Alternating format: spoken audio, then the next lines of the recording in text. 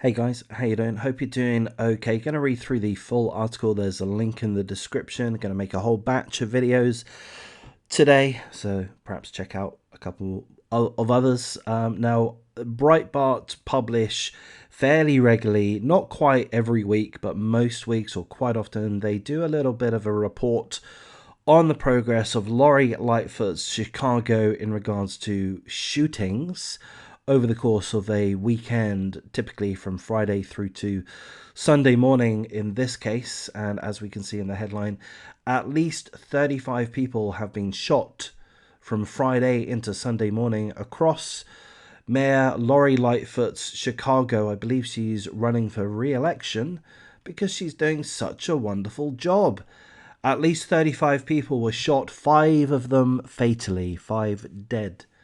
Friday into Sunday morning in Mayor Lori Lightfoot's Chicago. She's a Democrat, by the way. The weekend's first fatal shooting occurred around 1 p.m. on Saturday. So I think that means they went a whole day without a fatal shooting. That's pretty good. So the first fatal shooting occurred around 1 p.m. Saturday in the 4700 block of South Cottage Grove Avenue. The gunfire followed an argument. Some people disagreed, and instead of walking away, hey there, fella, we disagree, no worries, this thing happens, in life all the time. We don't all agree about everything. Thanks anyway, have a nice day, goodbye. Instead of doing that, they seemingly decided to open fire and kill the person that they disagree with. I would say that's a little harsh. That's not the kind of thing that I would advocate personally, but, who am I to display such judgment? 2 men were killed in a drive-by shooting in the 1900 block of West Garfield Boulevard just after 7:30 p.m. I believe this is Saturday evening still. One of the men was 42 years of age and the second was 48 years of age. Drive-by shootings, yes, that's been a thing. I used to listen to hip-hop, I still do, but I listened to hip-hop back in the day when you had NWA, Eazy-E, rocking it.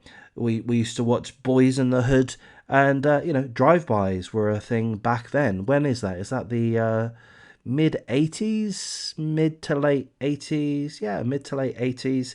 It's still a thing. Chicago are still a fan of the drive-by shootings. It's something to do on the weekend. So I suppose you could go out, have a couple of drinks, go on a date, go ice skating, go to the movies, play video games, stay at home, play video games, online chat perhaps. But no, these guys in Chicago like to partake in the odd drive-by shooting or two. The weekend's 4th fatal shooting occurred Saturday night around 11:30 p.m. Officers arrived on scene in the 6200 block of San Francisco Avenue to find 26-year-old Alexis Daniel Velasquez Garamara had been shot in the chest. He died at the scene. Yes, if you shoot someone in the chest, there is a good chance that they will die at the scene. I am being facetious. I'm not entirely sorry for that. I'm not entirely sorry. Look, there are victims here, and this 26-year-old, for all I know, could be a complete innocent victim. So perhaps arguably you can take offense at my level of facetiousness, but I don't know. I'm just responding to this as I want to in the moment. And right now, I just want to see the ridiculousness of these situations. Why are you going around shooting people in the chest? Why would you do that? I mean, I don't know what the motive is. I would dare say that there's a very high chance that it is gang related, criminal related, drug deals or whatever it happens to be. Otherwise, why would you risk life imprisonment or the death penalty by shooting somebody else in the chest? That would be what goes on in my head, but who knows? Maybe it was a road rage incident or, some other disagreement. The 5th fatal shooting of the weekend occurred 4:45 a.m. Sunday. So I would say effectively Saturday night, effectively. These all seem to be happening on the Saturday. So guys, if you do live in Chicago, don't go out on the weekend. The 5th fatal shooting of the weekend occurred at 4:45 Sunday when a 57-year-old man was shot multiple times following an argument. Okay, look, what is it with you guys and arguments? Look, arguments happen all the time, guys. You're 57 years old. I don't know who shot you or how old they were, but come on. You must understand that arguments are normal. You have an argument, you walk away. If you need further assistance, you call the police. If you need further assistance, you take legal action. You get a lawyer. You don't resort to shooting. How is shooting gonna help? Okay, fine. So you win the argument by killing the person. Well done. Now you face life on the run, life in prison, the death penalty. Was it really worth it? No. The shooting occurred in the 400 block of South Pulaski Road, and the gunman fled the scene and remains on the loose. And are there going to be any witnesses that come forward? Are the local community going to dob them in? I'm in Australia, we say dob them in. Is that what's going to happen? Or is the community going to protect these murderous criminals? You know, I didn't see anything. Is that going to be the general attitude? I mean, you guys, I listen to hip hop again, and you guys have trap houses.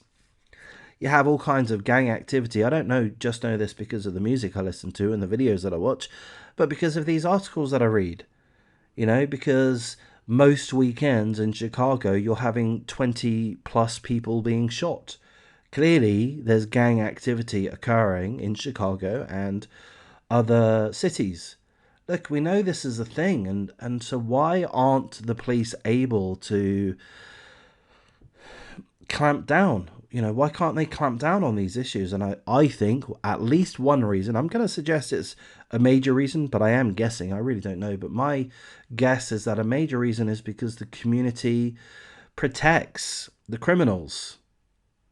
Why do they do that? Well, perhaps because they get some kind of kickback. I mean, I grew up watching mafia movies, gangster movies, but mostly mafia movies. And I think the general sense was that if you're a member of if you're a good citizen, you did not report any wrongdoings to the police because you didn't want any repercussions from the mafia. You didn't want them coming around and killing you or your family members or beating you up or beating up your family members or destroying your business or things like that. You wouldn't want harm done to yourself or your family or your property or your livelihood. And in addition to that, you may be the recipient of some kind of kickback. You know, the mafia, these gangs perhaps help the community in some ways or others, you know, perhaps donate to those that have fallen on hard times, you know, show some level of charity and benevolence to the community. I mean, trivial in comparison to the damage that they cause, the damage that the gangs cause with the proliferation of drugs, development of drug addicts, you know, which leads to prostitution and leads to other criminal behavior, and the murders that occur, the shootings that occur, trivial in comparison to that, but still some level of compensation is often shown to the communities. I believe, I could be wrong, I'm kind of guessing. Anyhow, Breitbart News noted that 14 were shot last weekend, one fatally. So this is quite a dramatic increase from last week. At least 35 shot from Friday into Sunday morning. 5 fatally, if I understand correct, all 5 fatal shootings happened Saturday, very early Sunday morning. Come on, guys. What are you doing? What are you doing? Is it Lori Lightfoot's fault? Well, she has been the mayor for quite a while and she's not resolved these issues. So I think there is quite a good argument to blame Lori Lightfoot. She ought to have solved these issues. If she's not able to solve them, is anybody else? I mean, that's the real question. Is it her fault or is this just how things are? Can any mayor, can any authority or authorities actually resolve these issues? I don't know what the answer is to that. I really don't. I would have thought there'd be a strong argument that they couldn't do any worse, that another mayor couldn't do any worse. But then you could look at Eric Adams, New York mayor. What's he done? You know, what's he done? He's been in since January. Things have not improved. He's still releasing people. He's crying about teen gangbangers dying. Oh, boo-hoo, this gangbanger died. Oh, what a terrible shame. Oh, they never had a chance. Dude, you're the mayor of New York, Eric Adams. Don't feel sympathy for the gangbangers, you know? How about feel sympathy for the community that have to fucking live with the gangbangers, shooting indiscriminately, killing children, killing innocent parties. So, I don't know. Can any other mayor do better than Mayor Lori Lightfoot? Can't guarantee it, but I would expect that they can. So my feeling would be, Chicago, don't vote this person in again. She's going for re-election.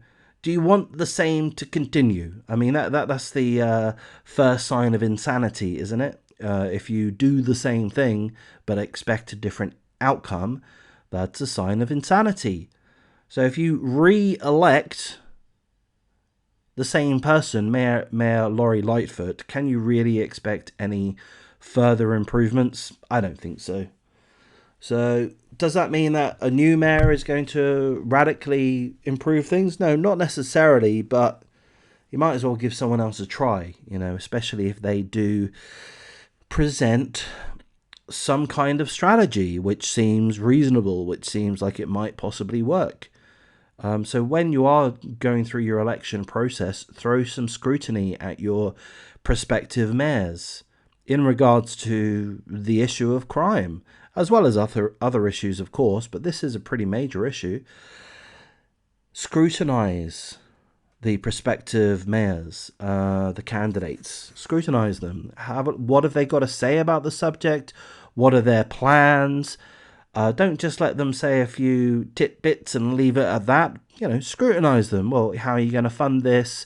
You know, analyze it to some certain extent. Get some experts involved. Maybe some retired police officers. Get their input about the strategies of prospective candidates. You know, do things properly, Chicago. It's about time, don't you think? That you guys, the constituents, the voters, it's about time that you put some actual thought, actual effort into figuring out who you ought to vote for. And maybe the answer is nobody. Maybe the answer is they're all a bunch of fucking CUNTs. Goodbye.